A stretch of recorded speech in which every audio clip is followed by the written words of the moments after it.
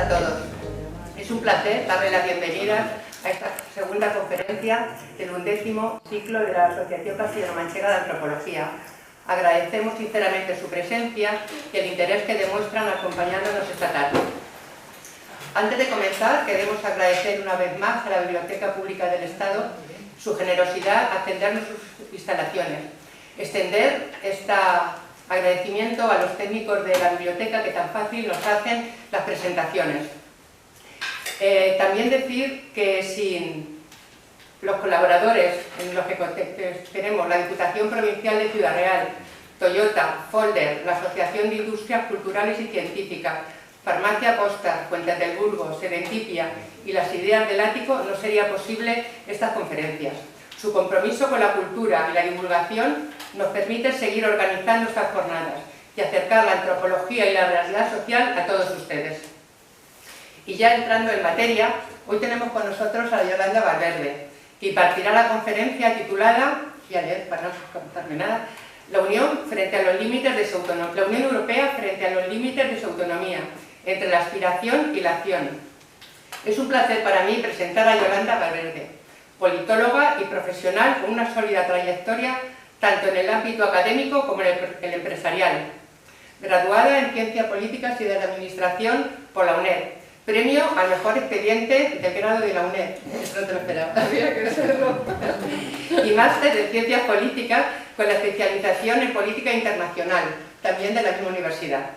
Actualmente desarrolla su investigación predoctorado en el programa de doctorado en Problemas Sociales del Departamento de Sociología de la UNED. Su línea de investigación se centra en el estudio de la teoría política realista, la autonomía estratégica europea y la dinámica de multipolaridad de las relaciones internacionales. Antes de dedicarse a la investigación, desarrolló una amplia carrera profesional en la empresa privada, ocupando puestos directivos en Mapfre, donde adquirió una valiosa experiencia en liderazgo y gestión estratégica. Hoy nos acompaña para ofrecernos una reflexión rigurosa y profundamente actual sobre el papel de la Unión Europea frente a los límites de su autonomía en el mundo multipolar que emerge en las últimas décadas. Y ahora me van a permitir añadir un apunte personal. Más allá de su impresionante currículum, Yolanda es una persona de un enorme valor humano. Muchos compañeros de la época de grado en la UNED, entre los que me incluyo, podemos dar fe de su generosidad y su talante colaborativo. Su disposición a ayudar y compartir conocimientos la convierten, además de una brillante politóloga, en una compañera excepcional y un referente en el apoyo. Estamos seguros de que su intervención será de enorme interés y nos aportará una visión profunda sobre el tema. Es un verdadero placer cederte la palabra, Yolanda. Muchísimas gracias.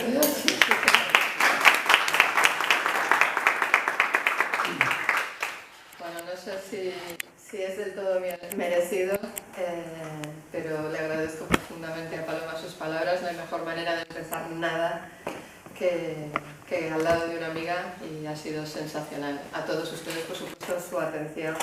Es un honor que estén aquí para escuchar lo que tengo que decir, y espero que les resulte interesante. Por supuesto, antes de nada quiero dar mi más profundo agradecimiento a la Asociación Castellano-Manchega de Antropología por invitarme a participar en este evento tan consolidado, 11 ediciones ya, de ponentes tan relevantes y de cuestiones tan actuales y tan interesantes, ¿no?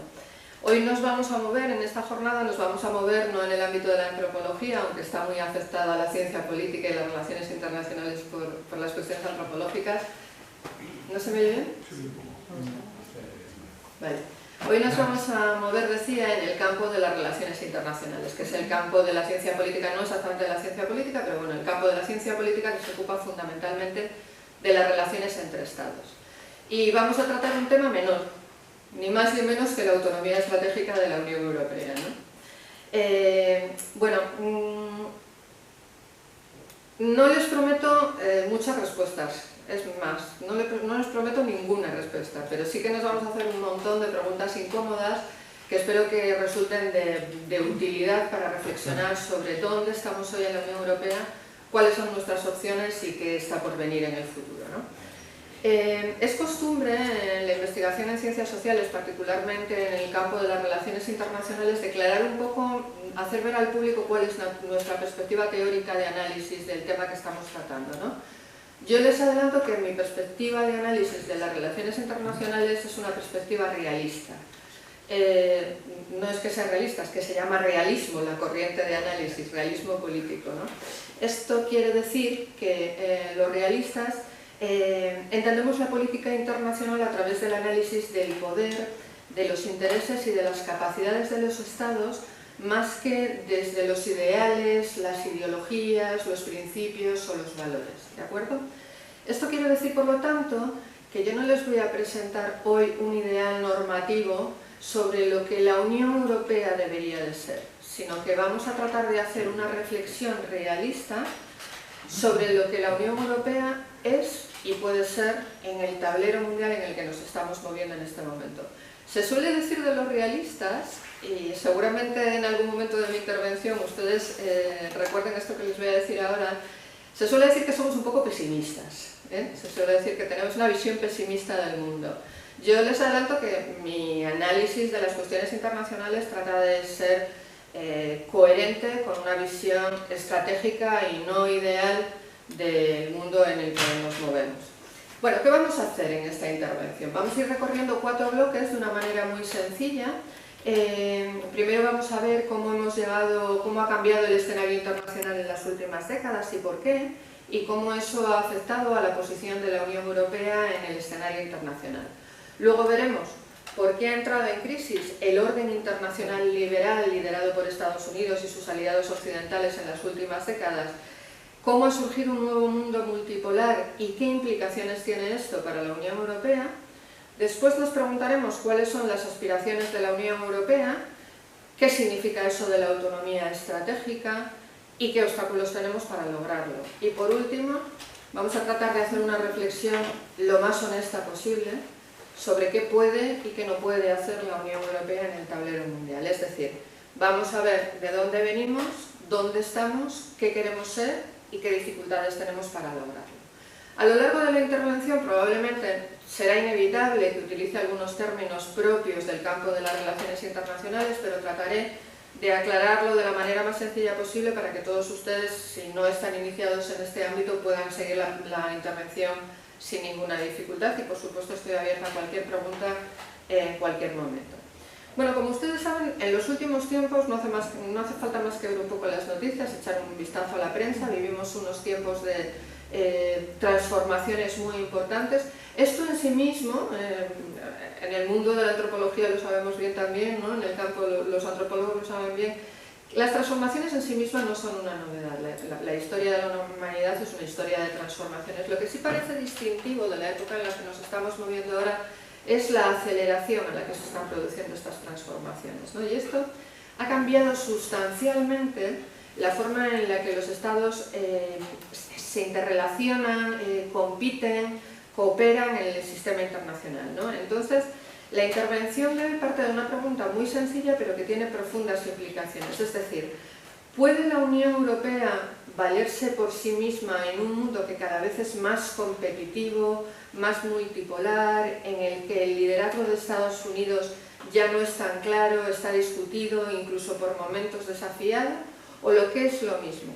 ¿Puede la Unión Europea convertirse en un actor estratégico? Luego veremos qué significa esto del actor estratégico, pero yo les adelanto un poco. Piensen ustedes en China, en Estados Unidos, un actor estratégico, una potencia potente. Un actor estratégico, decía, que sea capaz de influir en el orden internacional, en el mundo, conforme a unos intereses, si es que llegamos a la conclusión de que la Unión Europea tiene unos intereses comunes.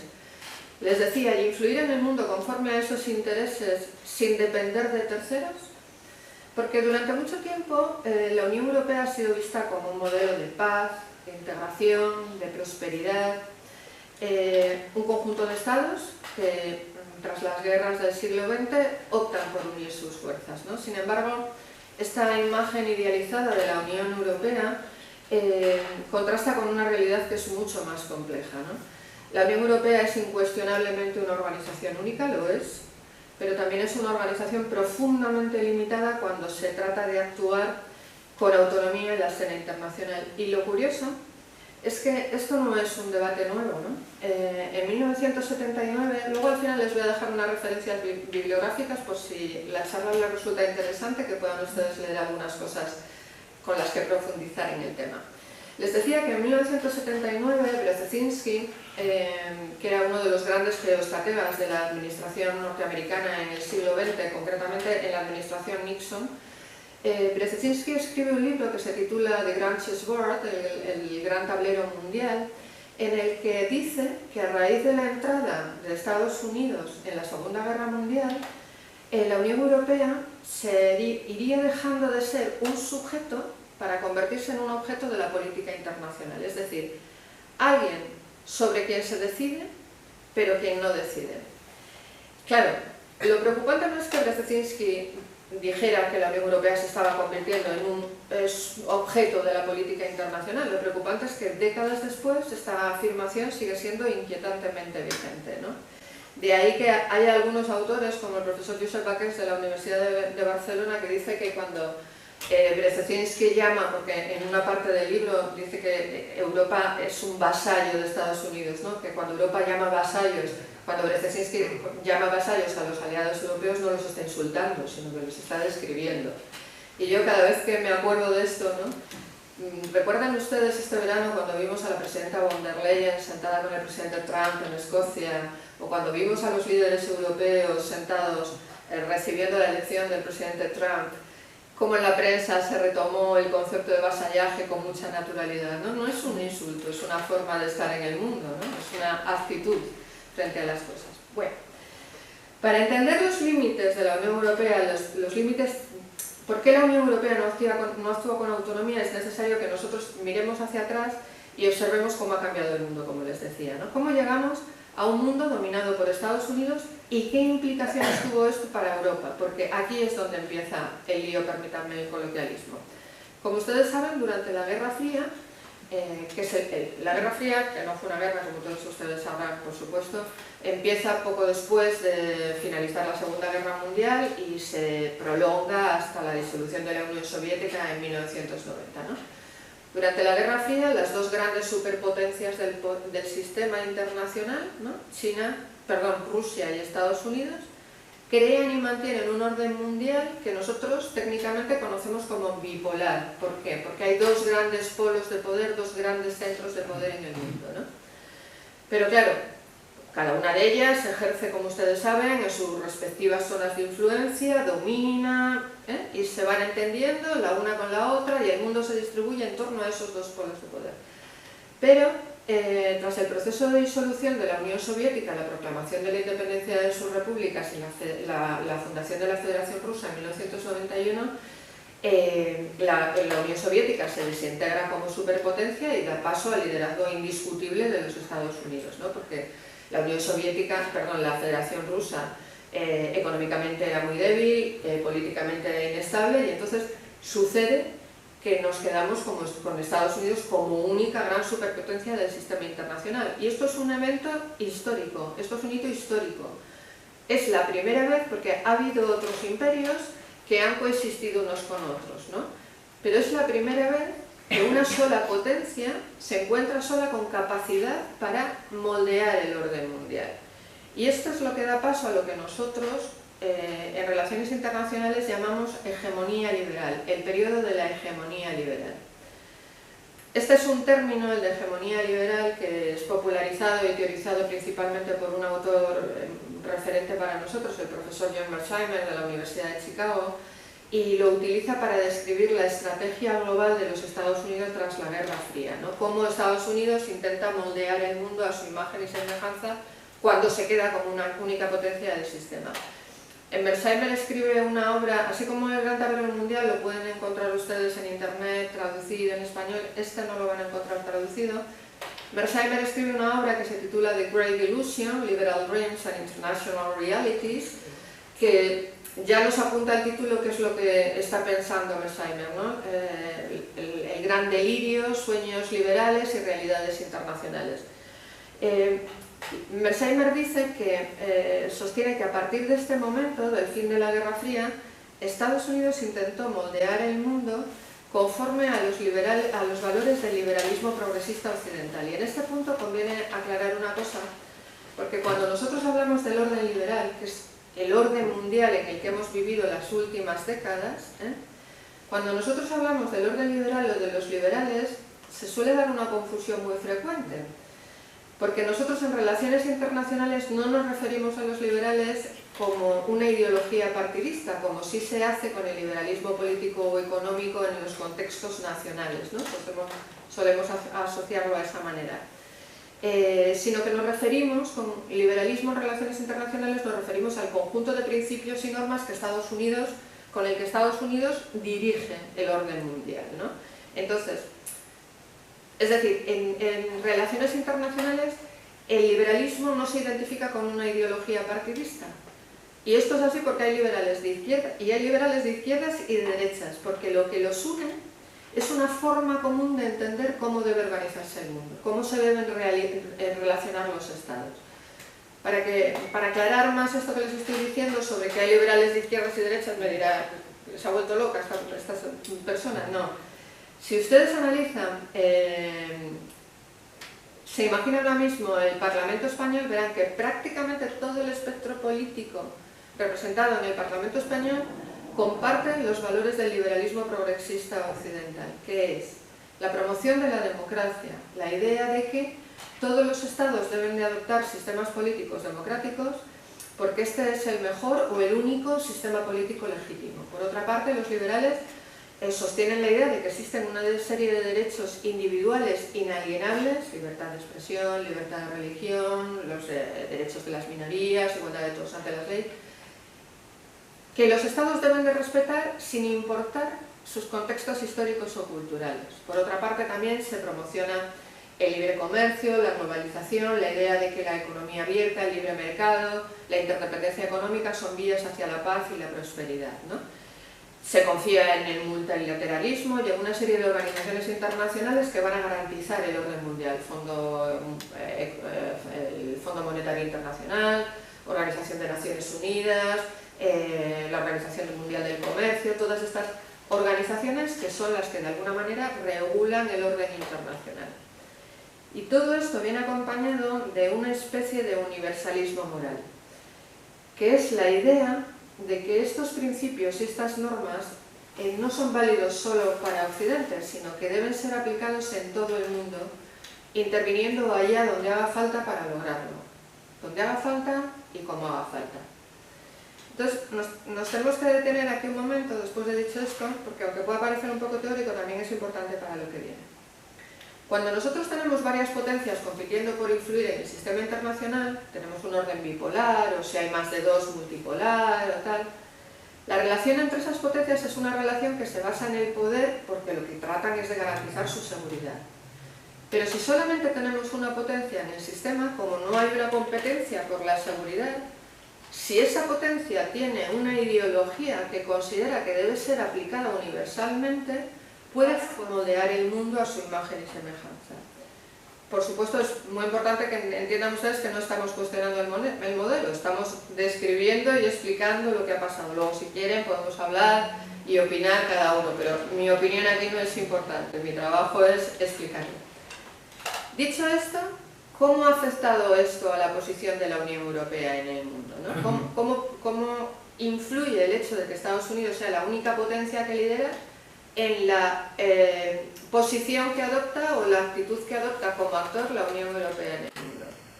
Bueno, pues en este marco la Unión Europea, que es un conjunto de estados, todos ellos democracias liberales, todos ellos prósperos, aliados de Estados Unidos, delega, se acomoda en un entorno aparentemente estable y delega la mayor parte de sus responsabilidades estratégicas, particularmente en materia de seguridad y defensa, en el aliado americano, ¿no? Es decir, que mientras Estados Unidos y las organizaciones multilaterales que se habían diseñado para ello ejercen como policía global, la Unión Europea se centra pues, en sus sucesivas ampliaciones, en el bienestar social, en la prosperidad, en el bienestar económico, en el crecimiento. Sin embargo, como les decía antes, Esto era posible porque había una sola potencia que no estaba cuestionada ni desafiada, pero cuando allá comenzando a mediados de la primera década del siglo XXI empiezan a surgir otras potencias con capacidad para desafiar a Estados Unidos, incluso cuestionar este modelo, claro, esto ya no se sostiene. Entramos en un mundo mucho más peligroso que tiende a la multipolaridad, en el que varias potencias compiten por influir en el modelo. ¿Y por qué entra en crisis este orden? ¿No? Porque si era bueno, si era realmente bueno, no tendría por qué entrar en crisis. ¿Por qué? ¿Y qué consecuencias tiene el hecho de que entre en crisis para la Unión Europea? Bueno, el profesor Mearsheimer, al que les decía antes, sostiene que el proyecto liberal era un gran delirio, haciendo referencia al título del libro, The Great Illusion, porque ignora algunas realidades que son fundamentales en política internacional, ¿no? Según Mearsheimer, la promoción de estos principios, de normas, de valores como universales era absolutamente ingenua, peligrosa y contraproducente, porque el sistema internacional es anárquico. Cuando nosotros en relaciones internacionales decimos que el sistema internacional es anárquico o hablamos de la anarquía internacional, no nos estamos refiriendo a que está desordenado, que lo está muy desordenado, pero hablamos de anarquía en contraposición con la jerarquía estatal. Como ustedes saben, dentro del Estado hay una serie de instituciones que están diseñadas para mantener el orden dentro del Estado, para hacer cumplir la ley y para castigar a quien no lo cumpla. Esto está claro, ¿no? Hay una jerarquía de instituciones, pero en el sistema internacional no hay jerarquía, por eso nosotros hablamos de anarquía. No hay ninguna autoridad superior jerárquica a los Estados que pueda hacer un Estado cumplir determinadas normas, ni el derecho internacional, ni nada de nada. No hay ningún Estado con capacidad para decirle a Israel, para ya. No lo hay. En ausencia de una autoridad superior jerárquica a los Estados que puedan defenderlos en caso de una agresión de otros, los Estados, las relaciones entre Estados se establecen en base a una lógica de poder. Yo tengo que ser más poderoso que aquel para defenderme, porque si aquel me ataca, nadie va a venir a defenderme. Puede venir una alianza defensiva, pero no hay una autoridad superior que vaya a capturar al Estado y a llevarlo a prisión, ¿no? Claro, cuando las potencias compiten en base a cálculos de seguridad, no compiten para promover principios, valores, ideologías, como ha tratado de hacer Estados Unidos durante todos estos años. Los intentos por transformar otros estados, por intervenir en la política interna de los otros estados y tratar de, a través, por ejemplo, de guerras de cambio de régimen, recuerden ustedes, Irak, un éxito. ¿Una democracia? Obviamente no. Libia, Afganistán, no solamente no generan democracias estables, sino que generan caos, resistencia y son muy contraproducentes. ¿Por qué? Pues porque el liberalismo es un ismo, liberalismo-ismo, es un ismo que se enfrenta con otros dos ismos que lo derrotan una y otra vez, ¿no? Uno de ellos es el nacionalismo o las identidades étnicas y nacionales. No entendamos nacionalismo como el nacionalismo que entendemos en los contextos internos, ¿no? Por ejemplo en España. Las identidades nacionales, el valor del Estado, las identidades culturales, los modelos políticos, se contraponen muchísimo y son muy resistentes a la imposición de principios y valores que no son de uno. Y por otra parte el realismo, ese realismo de relaciones internacionales, que es que la política internacional finalmente se dirime siempre en base a cálculos de poder. Para entender mejor los desafíos que ha vivido este orden mundial liberal y por qué ha entrado en crisis, es importante recordar que este orden no es el único modelo existente. De hecho, hay otros países que adoptan otro, que es mucho más antiguo, que está mucho más arraigado, que es el que da lugar al sistema internacional moderno de Estados-nación soberanos a partir de 1648, cuando se firma la Paz de Westfalia, que pone fin a la Guerra de los 30 años en Europa, ¿no? Claro, es precisamente en esta convivencia entre estos dos modelos donde surge una tensión permanente. Encontramos uno de los grandes desafíos del orden internacional actual. ¿Por qué? Porque el orden westfaliano se basa en el principio de soberanía estatal y en el principio de no injerencia. Es decir, cada Estado es absolutamente soberano y tiene la autoridad suprema dentro de su territorio y sus asuntos internos.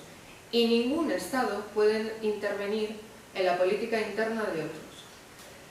Y luego también este tipo de orden sostiene la igualdad jurídica entre los Estados, es decir, no hay diferencias. Todos los Estados, grandes o pequeños, son formalmente iguales en el sistema internacional. No porque China sea muy grande, Estados Unidos sea muy grande, España tiene menos derechos que cualquiera de estos, ¿vale? Entonces, fíjense que estamos proponiendo dos modelos completamente distintos. Y claro, esto no es solo un desacuerdo coyuntural, estamos entre dos formas completamente opuestas de entender cómo debe organizarse el mundo, ¿no? Y esa tensión entre estos dos modelos no es puntual, sino que es estructural. Y además es estructural porque el orden liberal tiene una visión universalista del mundo. Entonces, se traduce además esta manera de ver el mundo en una serie de instituciones para, ¿cómo les diría yo? Es una arquitectura institucional para acceder a los beneficios que proporciona, por ejemplo, la arquitectura institucional, Fondo Monetario Internacional, Organización Mundial del Comercio, la propia Unión Europea, hay que mostrar una adhesión que puede ser real o puede ser solamente declarada a los principios y valores liberales, ¿no? Les pongo varios ejemplos para que ustedes entiendan esto más fácilmente.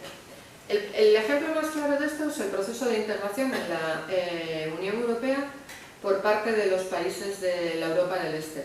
Y además es uno de los principales puntos de fractura que tenemos ahora mismo en el seno de la Unión Europea. Como ustedes saben, los países aspirantes a integrarse cuando se disolvió la Unión Soviética, Polonia, Hungría, ¿les suena a ustedes Hungría poniendo palos en las ruedas constantemente a las decisiones europeas? Polonia, República Checa, bueno, Polonia, Hungría, República Checa debían de cumplir los criterios de Copenhague, ¿no? Y estos criterios incluían el respeto, por supuesto, al Estado de Derecho, la aceptación del acuerdo comunitario, el derecho comunitario, costumbres comunitarias, economía de mercado, y aceptaron transformar profundamente sus sistemas políticos, económicos, jurídicos para unirse al club, ¿no? Para integrarse en el bloque liberal y disfrutar de los beneficios de integrarse en la Unión Europea. No eran pocos. Fondos estructurales, mercado único, incluso legitimidad internacional. Recuerdan que eran países de una Unión Soviética recién disuelta, no eran nadie, ¿no? Al integrarse en la Unión Europea adquieren legitimidad internacional. Esto ha sido un auténtico problema para Europa, lo saben ustedes. Hablamos constantemente del veto de Hungría y tenemos problemas importantes para sacar cuestiones adelante precisamente por esto. Otra de estas adhesiones declaradas que nos está generando muchos problemas y que es el origen casi del problema es la adhesión de China a la Organización Mundial del Comercio. China en 2001, una dictadura comunista, ingresa a la Organización Mundial del Comercio después de más de una década de negociaciones. Claro, ingresa para beneficiarse de la economía global y para beneficiarse del acceso a los mercados occidentales, principalmente al mercado único europeo y al mercado norteamericano, ¿no? Para integrarse, China tuvo que realizar una serie de reformas internas que realizó con mucho gusto porque el coste de quedarse fuera era muchísimo más alto. El trasfondo del ingreso de China en la Organización Mundial del Comercio era que al integrarse en una economía globalizada automáticamente iría derivando en una democracia liberal. Pues no, me temo que China es una dictadura comunista en toda regla. Sin embargo, se integró y adoptó las reformas que le pedían las potencias liberales y le ha venido muy bien porque su ingreso en la Organización Mundial del Comercio precisamente es lo que ha propiciado un crecimiento económico estratosférico de China. El último ejemplo, y quizás menos evidente pero muy trascendente, es el ingreso de los distintos países en la OTAN, ¿no? La OTAN es una alianza que tiene como principal objetivo la seguridad, pero sin embargo para ingresar en la OTAN hay que mostrar alineamiento político e ideológico con el bloque occidental, ¿no? Claro, estos pequeños ejemplos que les pongo, podría ponerles muchos, lo que muestran es que el orden liberal actúa por atracción, es decir, realmente tiene interés, ¿no? Proporciona beneficios participar de este orden mundial. Pero también funciona por condicionamiento, ¿no? Es decir, primero te atraigo y luego te condiciono, ¿no? Cuando tú quieres ingresar, yo te voy poniendo condiciones y tú tienes que decir que las aceptas. Y digo tienes que decir porque puedes decir que las aceptas sin aceptarlas, obviamente.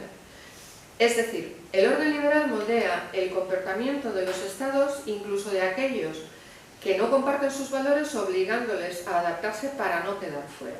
Sin embargo, para muchos fuera de lo que es Occidente, esta pretensión de universalismo se ve como una forma de imposición ideológica y además como una especie de neocolonialismo normativo, ¿no? O institucional.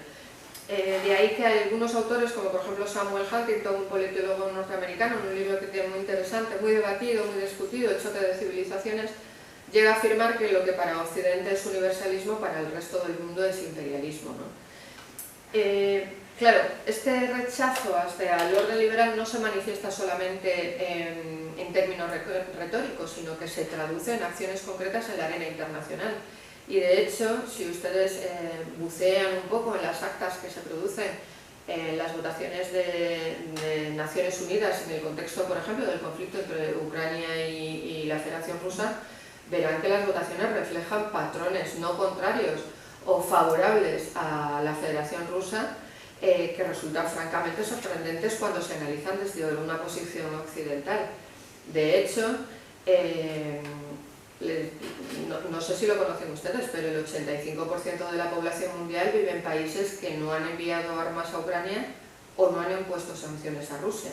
Algo que para nosotros es absolutamente sorprendente, pero que por parte de los analistas se interpreta como un rechazo al orden liberal, ¿no? ¿Y quiénes han desafiado este orden mundial, ¿no?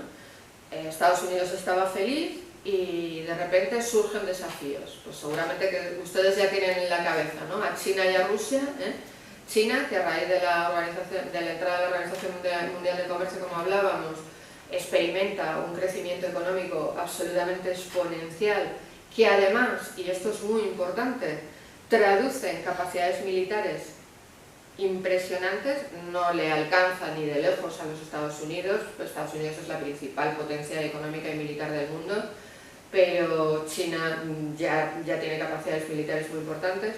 Por otro lado tenemos a Rusia, que a pesar de que está en una economía de guerra, antes de la invasión a gran escala del 22 había recuperado gran parte del PIB desde el año 90 y sobre todo ambos han recuperado mucha influencia en los países de su entorno y más allá, porque son tremendamente influyentes en África, en América Latina, como ustedes saben, incluso en Europa, no lo podemos negar. Y además, sin que nosotros formemos parte de esta alianza, por más que el presidente Trump se empeñe, han surgido alianzas alternativas como los BRICS. Recuerden ustedes, los BRICS es un acrónimo que refleja los 5 estados fundadores: Brasil, Rusia, India, China y Sudáfrica. Empezaron siendo 5, son 15 hoy y tienen infinidad de solicitud de adhesión. Estos todavía no se sabe muy bien cómo está sustanciado esto, pero lo que es evidente y es claro es que proponen un orden alternativo y diferente. No se separan del todo del orden preferido por Occidente, por así decirlo, pero desde luego ya empiezan a plantear instituciones alternativas, ¿no? ¿Y por qué pasa esto? Pues porque ante la conducta agresiva de Estados Unidos y sus aliados occidentales para tratar de imponer su modelo, Estados Unidos y China, que tienen dos visiones muy distintas del mundo, muy distintas los dos, se convierten en aliados estratégicos y cooperan económica y militarmente, no solo ellos, también más, toda vez que comparten la visión de que su existencia, entiendan ustedes, no la existencia del Estado, la existencia de su modelo político, social, cultural, tan distintos que son de nosotros, que esto está amenazado por la ambición hegemónica de los Estados Unidos. Sabemos que Estados Unidos y los aliados occidentales hemos intervenido incesantemente por implantar democracias, por cambiar régimen, poniendo los derechos humanos por excusa, la promoción de la democracia, y estos no quieren que nosotros entremos allí de esta manera. Entonces, se convierten en aliados estratégicos, que es justamente lo que Brzezinski, ¿se acuerdan? El asesor de la administración Nixon, decía que debíamos evitar a toda costa en 1979, que debíamos evitar a toda costa que China y Rusia se convirtieran en aliados. Y además es que esto es curiosísimo, porque paradójicamente fue Estados Unidos quien a principios de los años 70 impulsa un acercamiento estratégico a China. La operación Marco Polo, supongo que habrán oído hablar de ella, era altamente secreta incluso dentro de la administración americana. O sea, esto se llevó con la máxima discreción posible, lo sabían Nixon, Henry Kissinger, que era el que la promovió, y 4 más, ¿no? Entonces, promueve Estados Unidos un acercamiento estratégico a China precisamente para debilitar a la Unión Soviética de entonces, ¿no? En aquel momento la Unión Soviética y China no son aliados, sino todo lo contrario, son enemigos, y Estados Unidos piensa: si yo me vengo con este, nos hacemos más fuertes y aislamos a aquel, ¿no? Era la Guerra Fría, el enfrentamiento era entre Estados Unidos y la Unión Soviética. Que es curioso, en plena Guerra Fría, Estados Unidos opta por establecer relaciones diplomáticas con una dictadura comunista. Claro, esto evidentemente, por más que Estados Unidos nos haya trasladado un discurso de que promueve la democracia, principios, valores, y resulta que promueve el acercamiento a una dictadura comunista por afinidad ideológica, evidentemente no, por un puro cálculo de poder. Y esta jugada, que es profundamente realista, realismo político, recuerdan que les dije que mi enfoque, el cálculo de poder, la soberanía, los intereses de los estados, esta jugada, que es profundamente realista, nos demuestra cómo los Estados Unidos también, las potencias, se mueven en política internacional pensando en sus intereses, en el poder, más que en los principios y en los valores, al margen de cuál sea su discurso. Y con todo esto lo que observamos es que este orden mundial en el que hemos vivido hasta mediados de la primera década del siglo XXI muestra que ya no es el centro incuestionable del sistema internacional. El mundo ya no gira solo en torno a un centro de poder, hablamos de varias potencias, de multipolaridad, de varios polos y sobre todo, y lo más importante, de varios modelos. Y no hay situación más peligrosa en el orden internacional que la multipolaridad, porque la competencia es muy dura. La competencia es muy dura. Bueno, pues vamos al lío. ¿Cómo responde Europa ante esta nueva situación, ¿no? Porque ustedes están viendo, ¿no?, que hay cambios, ¿no? Estados Unidos parece que nos abandona, ¿no? Parece que pasan cosas distintas. Tenemos a China comprándose los puertos europeos, ¿no? Tenemos a Rusia que nos daba gas barato y ya no la tenemos. ¿Cómo reacciona la Unión Europea? ¿Cómo responde la Unión Europea a este nuevo contexto? ¿Está preparada para jugar un papel en este contexto, la Unión Europea? Porque la Unión Europea, que antes veíamos protegida bajo el paraguas de los Estados Unidos, empieza a descubrir lo costoso que puede ser no tener voz propia en este nuevo reparto de poder, porque en geopolítica quien no habla ni decide está condenado a obedecer, no hay otra. Entonces, claro, en este escenario de retorno a lo que nosotros llamamos competición estratégica entre las grandes potencias, se pone a prueba el papel de la Unión Europea en el mundo y además obliga a la Unión Europea a reexaminar cuál es su papel, ¿no? Y entonces nos tenemos que preguntar, preguntas incómodas que les decía, ¿no? ¿Tiene la Unión Europea capacidad para actuar de forma autónoma en defensa de sus intereses sin depender de terceros?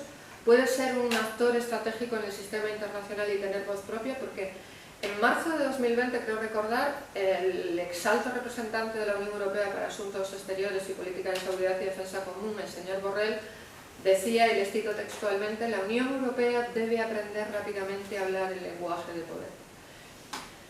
Claro, cuando transitamos a este mundo multipolar, muchísimo más peligroso, en el que Estados Unidos tiene que competir con otros y entonces Europa le empieza a interesar menos y se plantea en la administración Obama el pivot to Asia, el centrar la atención en el competidor asiático y demás, surge otra vez, y digo otra vez porque el debate sobre la seguridad y la defensa común en la Unión Europea es anterior incluso a la creación de la Unión Europea, digo que surge el debate para sobre la seguridad y la defensa común en Europa, ¿no? y sobre su capacidad para actuar como un actor estratégico y autónomo en el sistema internacional y hablar ese lenguaje de poder. Bueno, lo primero que tenemos que tener claro es que la Unión Europea es una potencia económica de primer orden. Eso es incuestionable, pero no es ni actúa como una potencia estratégica. Tiene una gran capacidad para regular mercados, para liderar políticas económicas, áreas como el cambio climático, pero cuando hablamos de seguridad, de defensa y de actuar en escenarios donde prima la lógica de la disuasión del poder, sus limitaciones son más que evidentes. La iniciativa más ambiciosa, pues, aparte del libro blanco que se ha elaborado recientemente, la iniciativa más ambiciosa que ha llevado a cabo la Unión Europea para mejorar su capacidad de acción es la famosa brújula estratégica, ¿no? La brújula estratégica es un documento que surge después de más de una década de reflexión, tras la anexión de la península de Crimea por parte de la Federación Rusa, se acelera tras la invasión a gran escala de Rusia en Ucrania, y lo que es un plan de acción que busca reforzar la política de seguridad y defensa común de la Unión Europea entre 2022 y 2030, ¿no? Y es el mayor esfuerzo que se ha hecho hasta el momento de dotar a los 27 de una orientación estratégica común. Sobre el papel es una hoja de ruta para hacer a una Europa más autónoma, más capaz y con más capacidad de respuesta y más rápida, ¿no? Sin embargo, este tipo de documentos suelen elevar mucho las expectativas y puede ser un problema si no van acompañados de medidas concretas, de compromisos reales y, sobre todo, y lo más importante, si no hay una voluntad política común. La acción internacional requiere una visión compartida del mundo y eso, lamentablemente, en la Unión Europea no se da. No hay una posición común en la Unión Europea. Para ser un actor estratégico no basta con querer influir en el mundo. Para ser un actor estratégico es una entidad, y digo entidad porque de la Unión Europea no puedo decir que sea un Estado, es una organización internacional, ¿no? Es una entidad que tiene voluntad y capacidad, esas son las dos piezas del puzzle, para diseñar e implementar estrategias a largo plazo, utilizando sus propios recursos de forma coherente y autónoma, sin depender de terceros, para lograr unos objetivos que se definen en base a unos intereses, ¿no? En palabras de Brzezinski, querer serlo y poder serlo, querer ser un actor estratégico y tener la capacidad de serlo. Y ambas condiciones tienen que darse simultáneamente, porque en ausencia de una, el resultado es la irrelevancia.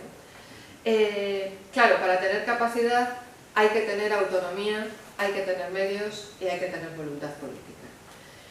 Entonces, si queremos entender por qué la Unión Europea no consigue actuar estratégicamente y de forma autónoma, el realismo político nos da unas claves que son bastante valiosas, ¿no? Porque desde el punto de vista realista, desde este enfoque de análisis de las relaciones entre Estados, las organizaciones multilaterales, o la Unión Europea es una organización multilateral, interesan o importan a los Estados en la medida que sirven a sus intereses, y no al contrario.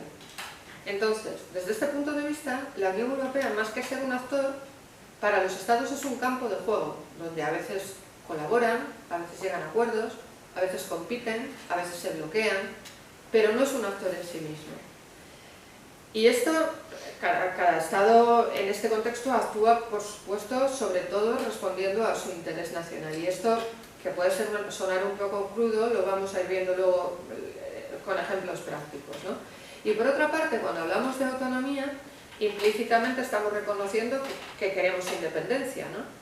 Si queremos ser más autónomos es que somos dependientes. ¿De quién nos queremos independizar? Obviamente nos queremos independizar de Estados Unidos, ¿no? De ese garante del orden mundial del que hemos estado dependiendo todos estos años. Pues les doy una mala noticia. Estados Unidos históricamente no ha favorecido la Unión Europea. La autonomía militar europea, quería decirlo. Lo estamos viendo estos días, ¿no? Estados Unidos acepta y además promueve que la Unión Europea se refuerce siempre que eso no suponga una competencia directa con ellos, siempre que la inversión se produzca en su industria de defensa y siempre que no haya una estructura militar paralela a la OTAN, ¿no? Esto supondría evidentemente una disminución de su influencia en el contexto europeo. Y esto es así porque a pesar del discurso de Estados Unidos sobre los principios, los valores, la amistad y la buena voluntad, Estados Unidos es una gran potencia y lo que promueve y lo que protege es su interés nacional. Por otra parte, tenemos obstáculos internos que limitan profundamente la autonomía estratégica europea. El primer obstáculo, y quizás el más evidente, es la enorme diversidad interna de lo que es la Unión Europea, ¿no? La Unión Europea está formada por 27 Estados miembros muy diversos, condicionados por sus vecindades, por su geografía, por su historia, por su cultura, y lo que para algunos es una prioridad absoluta, para otros no es de ningún interés, ¿no? Y esto hace muy difícil, tremendamente difícil, diseñar una estrategia común, mucho más implementarla, porque los intereses nacionales de 27 Estados miembros tan distintos es que a menudo chocan. Yo no me imagino a un finlandés, a un polaco muy preocupado porque Marruecos amenace la soberanía española en el norte de África. Pero es que tampoco me imagino a uno de Huelva yendo a matar rusos a Ucrania. O sea, es que esto es así y vivimos en unas sociedades de bienestar en las que es muy difícil construir una solidaridad de esa envergadura, ¿no? Fíjense, Francia ha condicionado, cada país mira su interés. Francia ha condicionado la expansión o la integración de los países balcánicos en la Unión Europea porque precisamente trata de proteger su interés nacional. Francia teme que las adhesiones rápidas, sin criterios muy exigentes, puedan favorecer a otras potencias europeas, principalmente Alemania, por supuesto, o incluso debilitar su influencia. Pero es que esta tensión francesa con su interés nacional en la integración europea viene desde la creación en 1951 de la Comunidad Económica del Carbón y el Acero. Fíjense, en 1956 la Comunidad Europea primaria se crea en 1951. En el 56 Francia rechaza en Asamblea Nacional la constitución de la Comunidad Europea de Defensa, en Asamblea Nacional. Y lo hace porque entiende que la Comunidad Europea de Defensa va contra su interés nacional. En 1965, unos años después, provoca lo que se conoce como la crisis de la silla vacía. Crisis de la silla vacía porque el presidente de Gaulle prohíbe a sus ministros ir a las reuniones del Consejo de la Unión Europea para forzar que permanezca el poder de veto de los Estados miembros en asuntos de interés nacional. 65. En 2005, Francia y Países Bajos, no sé si se acuerdan ustedes, rechazan en referéndum nacional el proyecto de Constitución Europea, lo cual se interpretó por todos los analistas también como un rechazo popular a la posible injerencia en asuntos de interés nacional. Pero es que estamos hablando de Francia y podemos hablar de Alemania, que ha priorizado su relación energética con Rusia, cómo no, incluso cuando esa relación iba absolutamente en contra del consenso europeo. Se construyen los gasoductos Nord Stream 1 y Nord Stream 2 que conectan el gas ruso directamente por el mar Báltico con Alemania, que tiene una economía basada en una industria tremendamente electrointensiva y que le proporciona un gas baratísimo. Solamente tras la invasión rusa de Ucrania en el año 22, Alemania acepta modificar su política energética. Y le ha costado su economía, le costó al gobierno el gobierno, y no sé si no le costará la paz social. Porque claro, los problemas económicos de Alemania son de una índole importantísima, con un efecto contagio en el resto de la Unión Europea que no tienen precedentes, ¿no? Bueno, tienen precedentes, pero no con una primera potencia.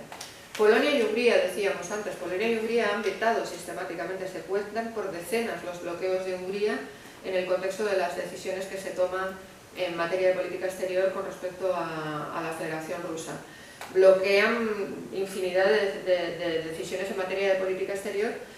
¿Por qué? Pues porque protegen su interés nacional y porque otras veces presionan, porque como no son miembros de verdad, de corazón, ¿no?, de adhesión real, presionan para tratar de conseguir contrapartidas en otros campos para su interés nacional.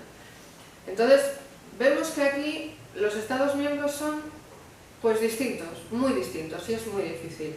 Un segundo obstáculo, y muy importante, es la propia arquitectura institucional de la Unión Europea.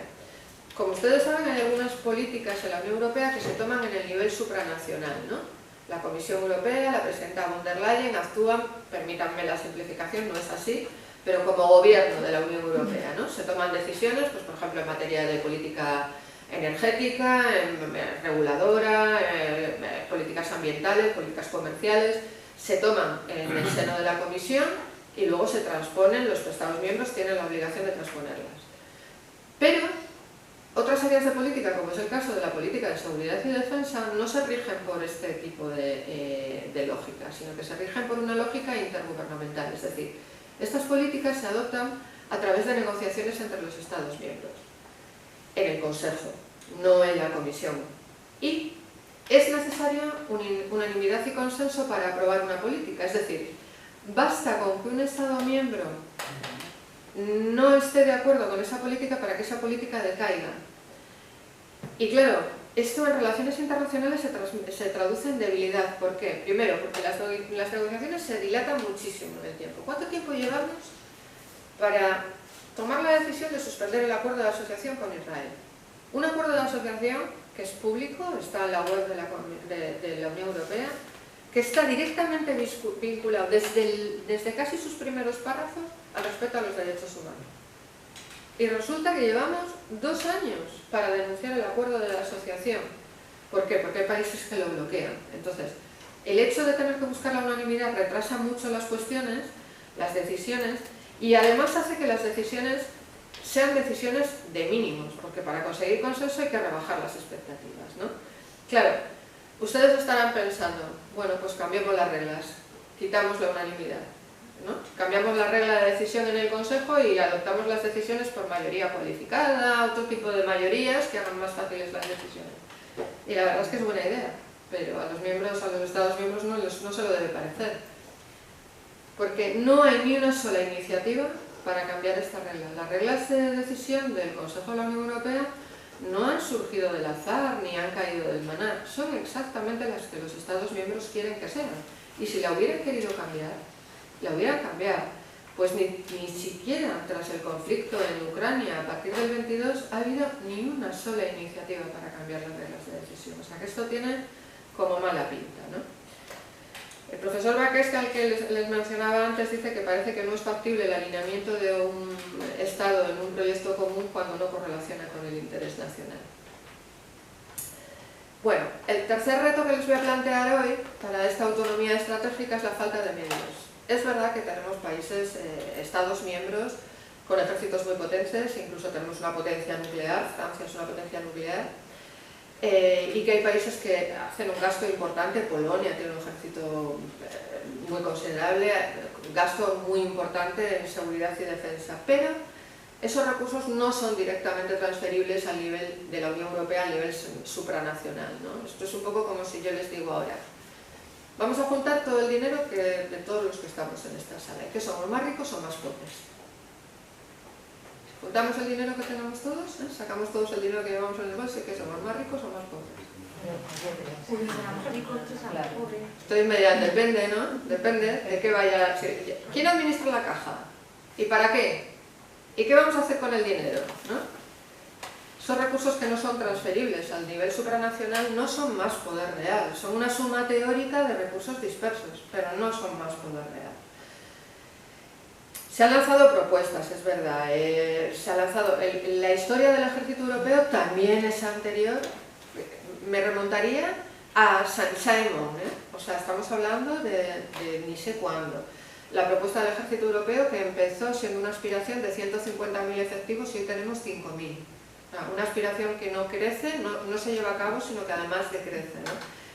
Pero esto no deja de ser más que una declaración de intenciones, porque lo cierto es que la dependencia tan férrea que tenemos de Estados Unidos y de la OTAN ha hecho imposible el desarrollo de una Europa de la defensa y de capacidades militares, ¿no?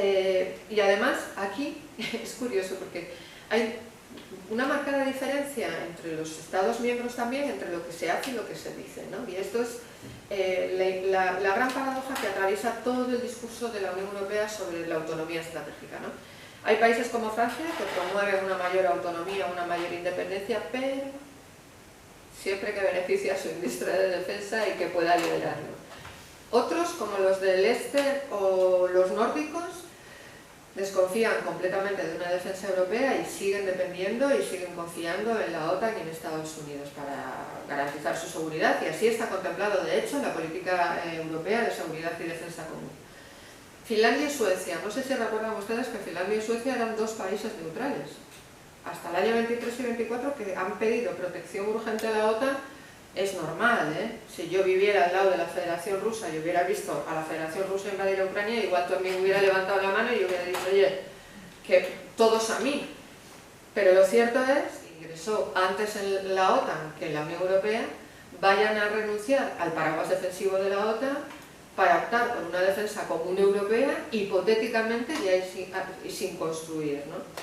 Y además, cuando hablamos de la autonomía en materia de seguridad y defensa, no solo hablamos de independizarnos de Estados Unidos, sino que estamos abriendo otro melón. Porque claro, una alianza defensiva no funciona si no hay un liderazgo. Y lo que la historia nos demuestra es que las alianzas defensivas son lideradas por alguien que siempre trata de imponer su agenda, lo cual quiere decir que estamos abriendo el melón de la competición por el poder en el propio seno de la Unión Europea. ¿Quién lidera la alianza? ¿Quién lidera la defensa europea? ¿A quién se la damos? ¿A Alemania? Que tiene un ejército de todo a 100 como aquel que dice, tiene el país lleno de bases de la OTAN y de efectivos de la OTAN, o se lo damos a Francia, que es una potencia nuclear, y que hace 4 días, cuando teníamos problemas energéticos y la Unión Europea dijo, vamos a construir un gasoducto que conecta directamente el gas argelino con el centro de Europa para mandar gas barato a Europa, a la central que lo necesita, y dice Francia, ¿cómo? ¿Que vamos a hacer qué? Y dice la Comisión, no, que lo pagamos nosotros, lo vamos a pagar nosotros. No van a haber tuberías bailando por encima de los Pirineos. ¿Por qué? Porque no le interesa a Francia que Alemania esté fuerte.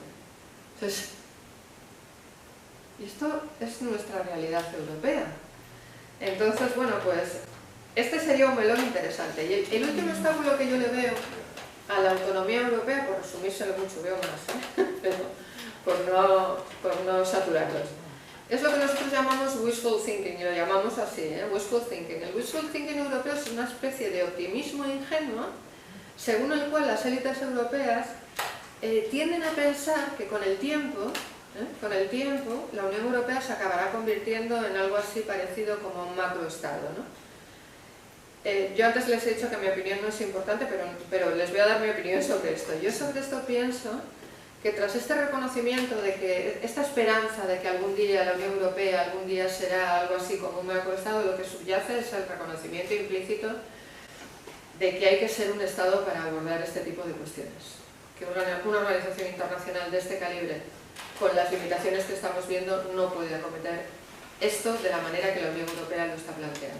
En definitiva, lo que vemos es que la Unión Europea tiene aspiraciones, tiene capacidades en algunos terrenos, pero no es un Estado soberano y dista mucho de ser un actor político unificado y con una voluntad política común. Es decir, los mayores obstáculos a la autonomía estratégica europea no vienen de fuera, porque si nosotros estuviéramos fuertes y unidos, los obstáculos de Estados Unidos los podríamos superar sin grandes dificultades, no a corto plazo evidentemente, porque tenemos aviones que están sustentados a 25 años de contratos de mantenimiento, pero no son los obstáculos de fuera los que nos impiden, son los obstáculos de dentro. Y por eso la Unión Europea sigue atrapada entre la aspiración y yo diría que, evocando un poco el título de la ponencia, ya no la acción sino la inacción, ¿no? Porque la Unión Europea puede tener una retórica ambiciosa, puede firmar documentos como la brújula estratégica, pero sin medios, sin autonomía, sin capacidad y sin voluntad política, difícilmente podrá ser autónoma y hablar el lenguaje del poder. Sin embargo, como lo estamos viendo últimamente, sí que es cierto que algo ha empezado a cambiar en los últimos años, a pesar de todas estas limitaciones, y es que es la toma de conciencia de que una dependencia prolongada de otros puede ser muy peligrosa, ¿no? Las crisis internacionales, la guerra en el este de Europa, el colapso en Afganistán han puesto de relieve que han funcionado un poco como una especie de despertador geoestratégico, ¿no? Y ponen de relieve que el mundo en el que vivíamos ya no es estable y que confiar ciegamente en que otros nos puedan proteger